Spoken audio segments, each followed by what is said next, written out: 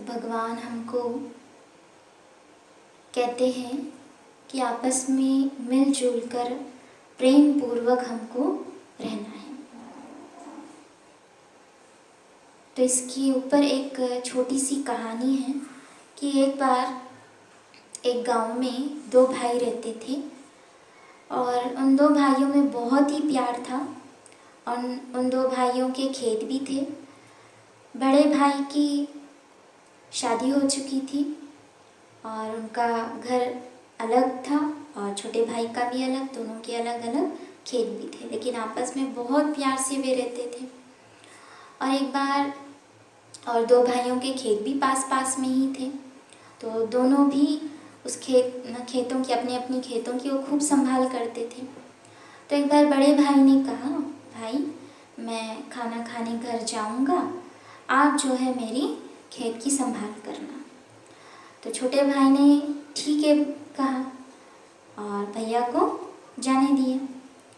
और भैया जाने के बाद इस छोटे भाई को संकल्प चलता है कि भैया और भाभी, उनके बच्चे भी हैं, तो उनको अनाज की ज़्यादा ज़रूरत होगी, उनको धन की भी बहुत आवश्यकता होगी। तो इस साल बहुत अच्छी फसल आई है, तो मैं अपनी इस फसल में से 10 गठरी जो है मैं भैया के यहाँ डाल देता हूँ। छोटे भाई ने 10 गठरी जो फसल आई थी उसने अपने भैया के यहाँ पर डाल दिया। और भैया वापस लौट कर आते हैं और फिर छोटा भाई कहता है कि भैया मैं भी खाना खाकर आता हूँ, आप इस खेत की संभाल कर लेना।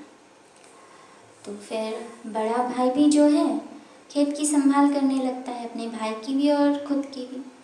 और बड़े भाई को भी संकल्प आता है कि छोटे भाई की अभी मैरिज होने वाली है, उसके भी बच्चे होंगे, उसका भी अभी नया जीवन जो है शुरुआत होगी। तो मैं अपनी खेत से बहुत अच्छी फसल आई है, तो मैं अपनी खेत से जो है 10 गठरी फसल जो है मैं अपने भाई के यहाँ डाल देता हूँ। तो बड़ा भाई जो है अपनी फसल से 10 गठरी जो है अपने भाई के यहाँ डाल देता है और भाई वापस लौट कर आता है। फिर दोनों बहुत ही प्यार से रहते हैं। तो देखिए इस कहानी से क्या मालूम हुआ है कि छोटा भाई और बड़ा भाई दोनों भी परस्पर में एक दूसरे के लिए बहुत ही शुभ भावना रखते थे, बहुत ही आपस में बहुत प्यार से रहते थे। तो उनका जीवन बहुत ही सुखी और बहुत ही खुशहाल था। तो भगवान भी हमको कहते हैं कि एक दूसरे के प्रति बहुत ही शुभ भावनाएं करनी चाहिए और एक दूसरे की सेफ्टी भी करनी चाहिए, एक दूसरे का ख्याल भी रखना चाहिए।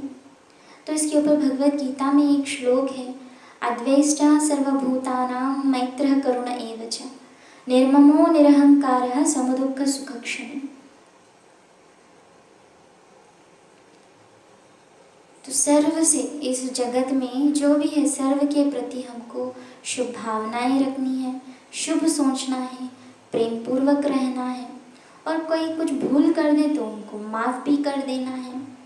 तो भगवत गीता में क्लियरली कहा गया है कि सभी के साथ सद्व्यवहार और जो दैवी गुण धारण करते हैं, जो देवता समान कार्य करते हैं और जिनका बुद्धि योग जो है मुझ एक से जुड़ा हुआ होगा, मतलब जो आत्माएं, जो भक्त आत्माएं हैं, जो मुझे जानकर और स्वयं को जानकर, मतलब परमात्मा निराकार ज्योति स्वरूप है और स्वयं हम एक निराकार ज्योतिर्बिंदु आत्माएं हैं। तो इस मूल विषय को जब पहचान कर उस परमात्मा की याद में रहकर हर कार्य हर एक के लिए शुभ सोचते हुए रहेंगे, शुभ सोचते रहेंगे, सभी के सहयोगी बनेंगे, तो इससे जो है हमारा जीवन बहुत ही खुशहाल, सुंदर और सुखी बन जाएगा। ओम शांति।